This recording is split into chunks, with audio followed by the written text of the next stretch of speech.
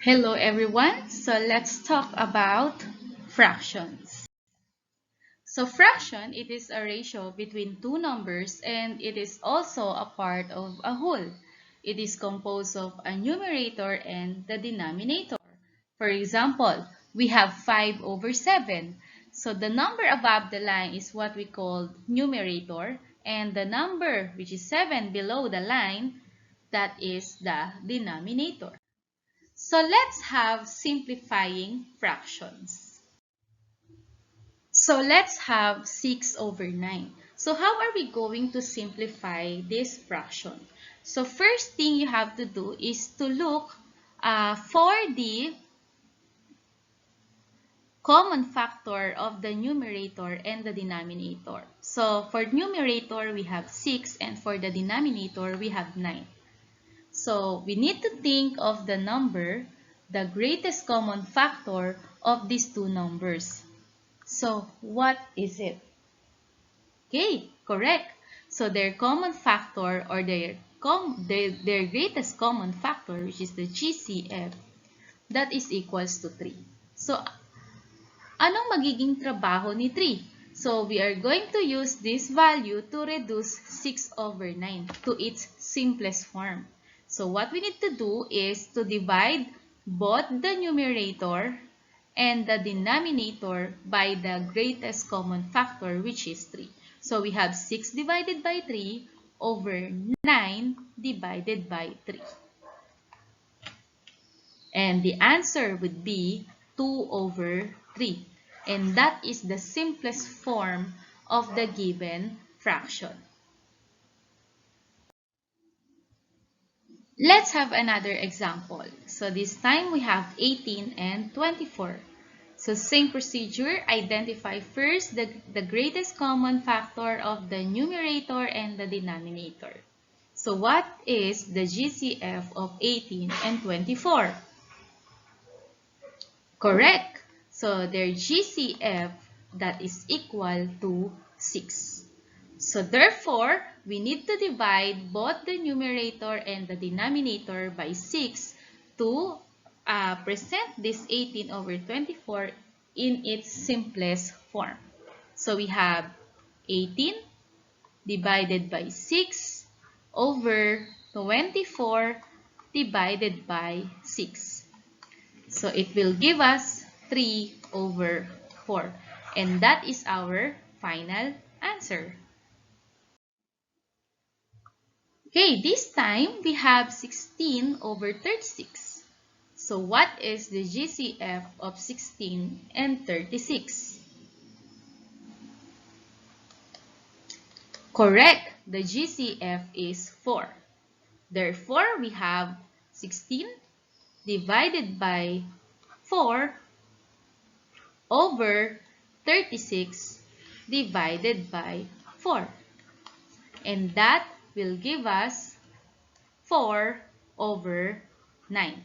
And that is the simplest form of 16 over 36. Next, we have 42 over 56. So what do you think is the greatest common factor of the two numbers? Correct. The GCF is 14. Therefore, to simplify 42 over 56, we have 42 divided by 14 all over 56 divided by 14, which will give us 3 over 4. And that is our final answer. Next, we have 63 over 84. Find the GCF. Correct. The GCF is 21. So we have 63 divided by 21 all over 84 divided by 21, which will give us a final answer in simplest form, that is 3 over 4. Let's let's now have addition of fractions. In addition of fractions, if they have common denominator, which are similar fractions, all you have to do is to perform addition on the numerator, which will give us 3 plus 2, and then just copy the denominator. Therefore, our final answer would be 5 over 7. And of course, you must express your final answer in simplest form. 5 and 7 are 5 over 7 is already in simplest form. Therefore, this would be our final answer. Next, we have 3 over 4 plus 5 over 4. They are similar fractions. So just add the numerator, then copy the denominator. Then we will have 8 over 4, which can be reduced to 2 over 1 or simply 2. So the final answer is 2 because we already can divide 8 by 4, no? So because 8 divided by 4, that is 2. Or you simply divide both by 4, since the GCF is 4, you can have 2 over 1, which is also 2. Remember, diba, in fraction, whenever the denominator is 1, we may omit that denominator and just copy the numerator rather, and express it as a whole number. So just like this one, our answer is 2. Next, we have 3 over 4 plus 1 over 4. They are similar fraction. So we have 3 plus 1, copy the denominator, which is 4. Therefore, we have 4 over 4, which is also equal to 1. So the final answer is 1. How about this one? They don't have the same denominator. So what you need to do is to look for whether the given fractions are in simplest form. So 2/3 is already in simplest form while 4 over 6 is not, because we can divide both the numerator and the denominator by 2. So we can reduce it to 2/3. So copy the first fraction plus the simplest form of the second fraction, which is 2 over 3. And then we may now proceed to adding similar fraction, which will give us 4 over 3. Or you can also express it in mixed number by getting how many 3 we can have from 4, and that is 1. And what's left is 1/3. So that will be 1 and 1/3. Next, we have 3 over 5 plus 7 over 5. Similar fractions. So we have 10 over 5, which is also equals to 2. Next, we have 2 over 6 plus 1 over 6. Similar fractions again. So we have 3 over 6, which can also be reduced to 1/2. Okay, because 3 and 6 are both divisible by 3. So 3 divided by 3, that is 1. 6 divided by 3, that is 2. So how about if we are going to add dissimilar fraction? No? So this time, the denominators have different values. No? For example, so we have 1/2 and 1/3. So how are we going to add these two fractions? So dissimilar naman, no? Magkaiba ang denominator. So one of the process on identifying the sum of two dissimilar fractions is first you have to get the LCD, no? The least common denominator. So remember, the least common denominator, it is the least number which is divisible both by the two denominators, no, of the fractions being added. So in this case, we have 2 and 3. And the least common denominator is 6 because 6 is the smallest number which is divisible both by 2 and 3.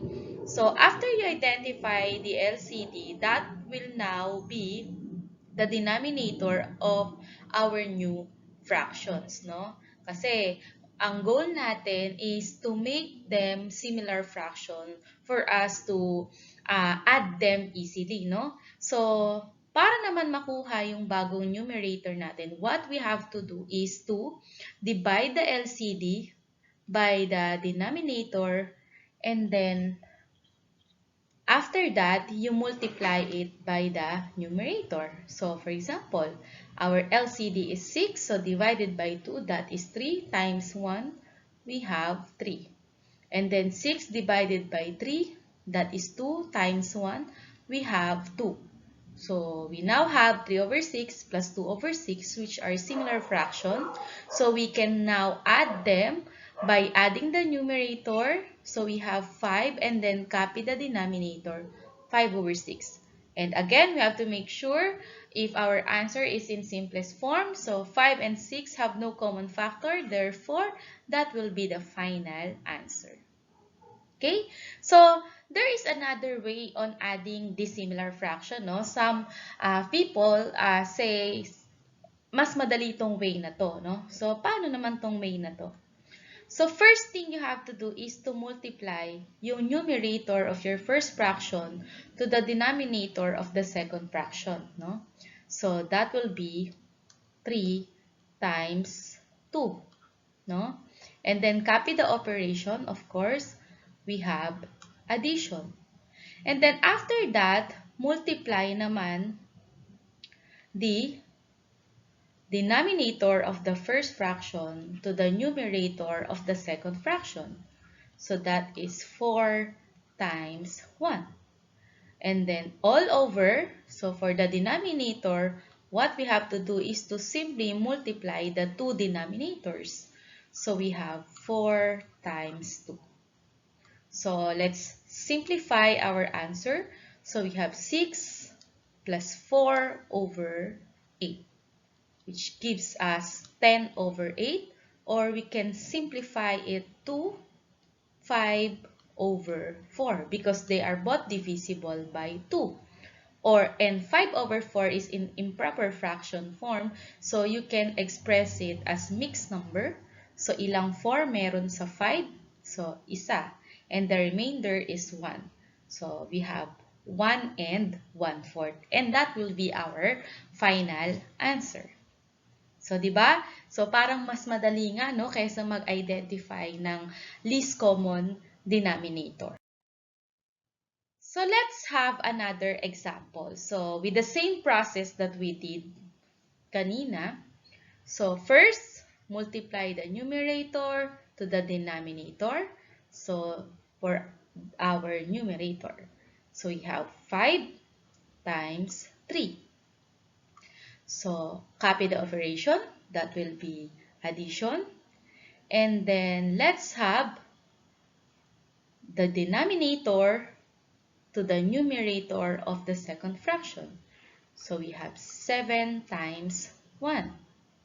Tapos, for the denominator, so, ganun ulit. Multiply natin yung denominators. So, we have 7 times 3. So, let's now simplify our answer by multiplying the numbers.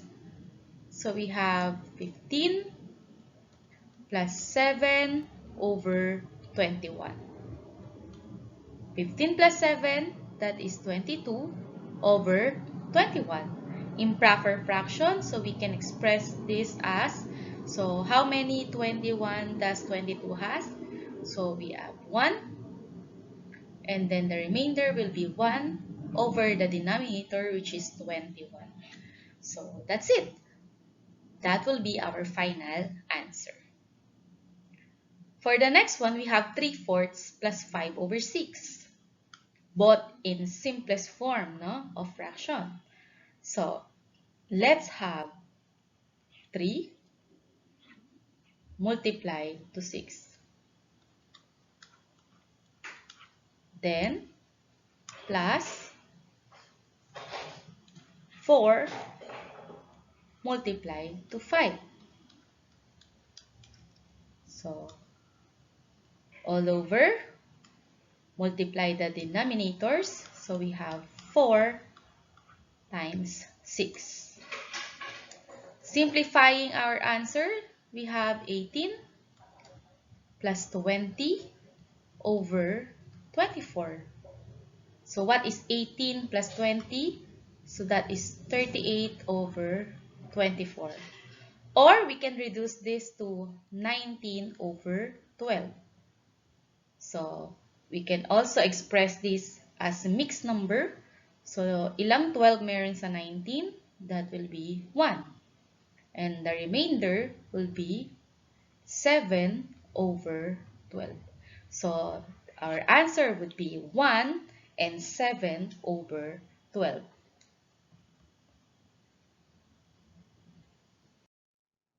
So let's have 3 over 5 plus 1 over 8. So same process. So we have 3 multiplied to 8. And then, of course, we have addition. Then 5 multiplied to 1. So we have 5 times 1. All over, so i-multiply natin yung dalawang denominator. So that will be 5 times 8. So simplifying, we have 24 plus 5 over 40, which gives us 29 over 40. So that will be the final answer since 29 and 40 don't have any common factor. Okay, so how about if the given is a whole number, no? So whole number. What you have to do is to simply multiply the denominator to the whole number. So 2 times 5.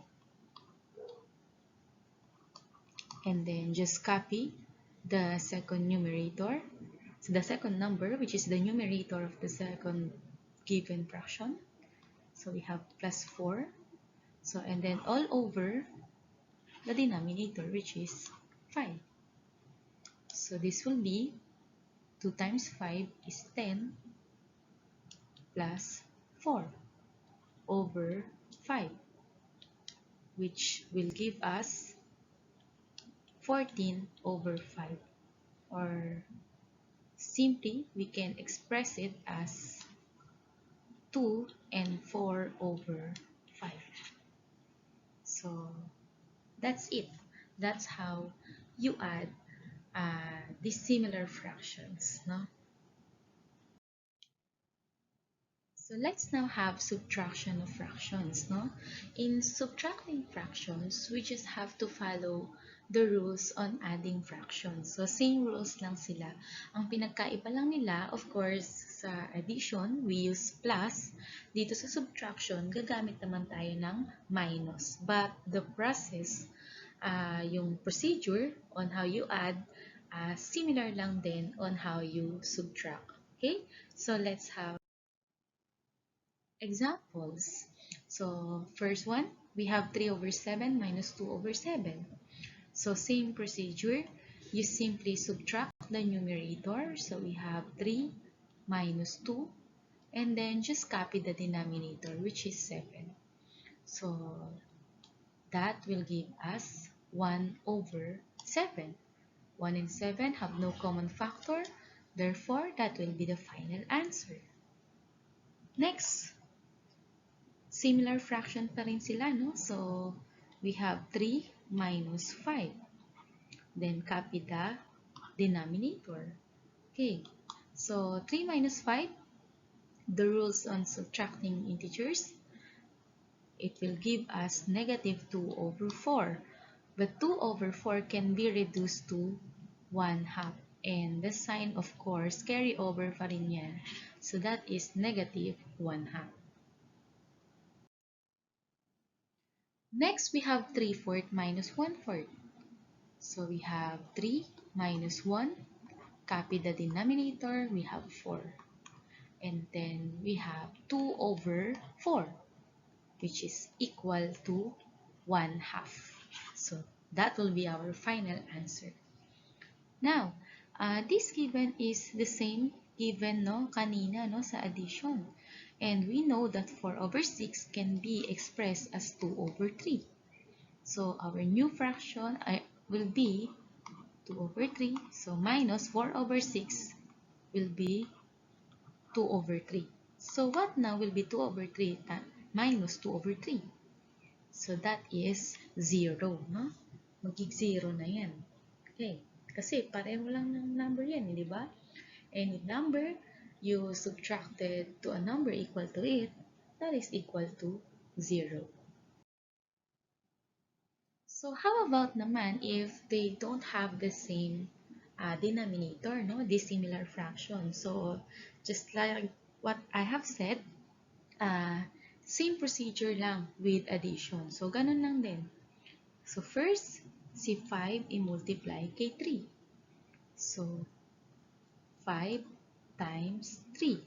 So instead of addition, we now have subtraction. And then 7 times 1. All over, so multiply the denominator. So we have 7 times 3. So let's now simplify. So we have 15 minus 7. Over 7 times 3, we have 21. Okay, so 15 minus 7, okay, so that is 8 over 21. 8 and 21 have no common factor, therefore that would be the final answer. So for this one, we have 5 multiplied to 4. So 5 times 4. And then minus 6 multiplied to 3. So we have 6 times 3. All over, so multiply the denominators, 6 and 4, no? So let's simplify. 5 times 4, that is 20. Minus 6 times 3, that is 18. All over 24. Huh? So that will be 2 over 24. But 2 over 24 are both divisible by 2. So we can simplify it to 1 over 12. No? I-divide mo lang si 2 and 24 kay 2 because that is their common factor. No? So, kasi, as I have said, our final answer should always be in simplest form. So next we have 3 over 5 minus 1 over 8. So we have 3 multiplied to 8. So minus 5 multiplied to 1. And then all over, multiply the denominators. We have 5 times 8. So simplify. We have 24 minus 5 over 40. And 24 minus 5 is 19 over 40, where these two numbers have no common factor. Therefore, that will be our final answer.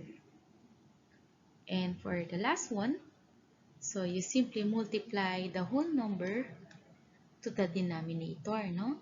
So that will be 15. Sige, pakita natin. So we have 3 times 5, no? And then minus, so copy mo ito, yung nasa numerator, which is 4. And then all over the denominator, which is 5. So we have 15 minus 4 over 5. So that will be 11 over 5. Or we can rewrite it as mixed number. So ilang 5 meron sa 11? We got 2 and the remainder is 1. So we have 2 and 1 over 5. So that's it. That is how you subtract fractions. Whether it is similar or dissimilar, same process lang siya in adding fractions. This time, let's have multiplication of fractions, no? Most people says that multiplying fractions ay mas madali kaysa mag-add and subtract. So, tingnan natin bakit mas madali siya. So in multiplying fractions, all you have to do is to multiply the numerator to the numerator. So that will be 5 times 1 over multiply the denominator by the denominator. So whether similar man sila or dissimilar fraction yan, ganun lang ang gagawin mo. Multiply the numerator to numerator and then denominator by denominator, which will give us 5 over 21. And we know 5 and 21 have no common factors. Therefore, that will be the final answer. So, similar with this, although these two fractions are similar fractions, so ganun pa din ang process, no? You only have to multiply the numerator by the numerator and then denominator by denominator, which gives us 15 over 16. No? So 15 and 16 have no common factor. So that will be the final answer. So, diba? That's how easy it is, no? You only have to multiply the numbers on the numerator and then you multiply the numbers on the denominator. So, let's have more examples. Here we have 3, so a whole number multiplied to fraction 1 over 8. So, all you have to do is to multiply the whole number to the numerator. So, that will be 3 times 1. And then all over, just copy the denominator, which is 8. No? So, that will be 3 over 8. Okay? So, no common factor, see 3 and 8. So, that will be the final answer. Here we have 2 times 3 over 3 times 5, no? So, we have 6 over 15. But we know 6 and 15 can be reduced by dividing both numbers by 3, no? Because they are both divisible by 3, which will give us 2 over 5, no? So 2 and 5 have no common factor, so that will be our final answer. But if you will notice, dito pa lang, no, sa pag-multiply natin, makikita natin may isang 3 sa numerator at may isang 3 na factor sa denominator. So, dito pa lang, kung meron ng pwedeng i-cancel, pwede na natin i-cancel, no? So, alisin na natin si 3 and you will left with 2 over 5. So, kahit hindi ka na mag-divide, may iwan na yung 2 over 5, no? So, it's up to you kung ano ang mas madaling paraan para sa iyo, no? Pareho lang naman yun. As long as you are, simplify mo lang kung ano may pareho sila sa numerator at sa denominator. Okay? So, let's now have division of fractions, no? Sa division of fractions, gagamitin natin yung process on multiplying fractions. So, paano mangyayari yun? So, una mong gagawin is to copy the first given. So, copy mo muna yan, no? Copy natin yung una. So, that will be 2 over 3. And then, after you copy the first given fraction or the first given number, you change the operation from division to multiplication. So, change. Okay? So, that will become multiplication. And then, after that, the second number, ang gagawin mo is to interchange the numerator and the denominator. Or, that is what we call the reciprocal. So, you have to get the reciprocal of 1/4. So, pagpapalitin lang natin si numerator and denominator. So, that will be 4 over 1. And then, now, you may proceed with multiplying fraction. So, this will be 2 times 4 over 3 times 1, which gives us 8 over 3, or simplify it by expressing it as mixed number. So, ilang 3 meron sa 8? We have 2, and the remainder is 2. So, the final answer would be 2 and 2/3. So let's have the next given. So same process. First, copy. So we have 3 over 4. Change the operation to multiplication. Then get the reciprocal of the second fraction by interchanging the places of numerator and the denominator. So from 5 over 4, pagpalitin ng pwesto, it will become 4 over 5. So proceed with multiplication. So we have 3 times 4 over 4 times 5. So as you will notice, no, mapapansin mo, no, may isang 4 sa taas sa numerator and may isang 4 sa denominator being multiplied, no? So if that's the case, omit na natin yan. And the remaining will be our final answer. And that will be 3 over 5. So that is how we use the cancellation technique, no? Kapag merong isang number sa numerator and similar with the denominator being multiplied, no? Okay? So, more examples. So, we have 5 over 7 divided by 5 over 4. Same procedure, copy. So, we have 5 over 7.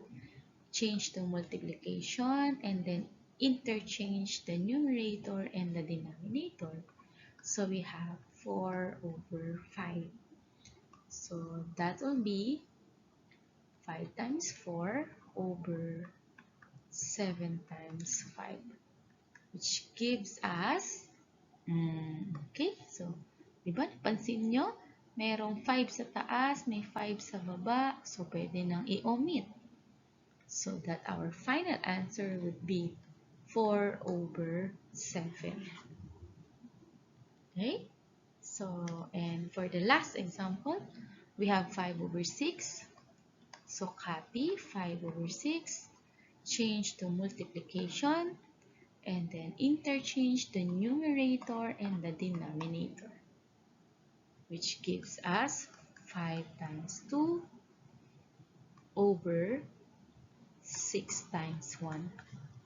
So, dito, walang magkapareho, pero pwede pa rin magamit si cancellation technique because you will notice, no, si 2 at si 6 ay may common factor which is 2. So, if you're going to divide both by 2, so ito magiging 1. And then ito magiging 3. So, 5 times 1, that is 5. 3 times 1, that will be 3. Or simply, so ilang 3 meron? So 5, isa, and then the remainder is 2. So we have 1 and 2/3, no? So, ganun lang. Ganun lang. That is how easy it is. That is how we multiply fractions, no? Okay? So again, copy, change to multiplication, and then get the reciprocal, then proceed with multiplication. Okay? So that's all for operations on integers. So I hope you have learned something today. And pwede nyo namang ulit-uliting panoorin hanggang sa mag-gets nyo na on how to do it. Okay? So thank you everyone for watching.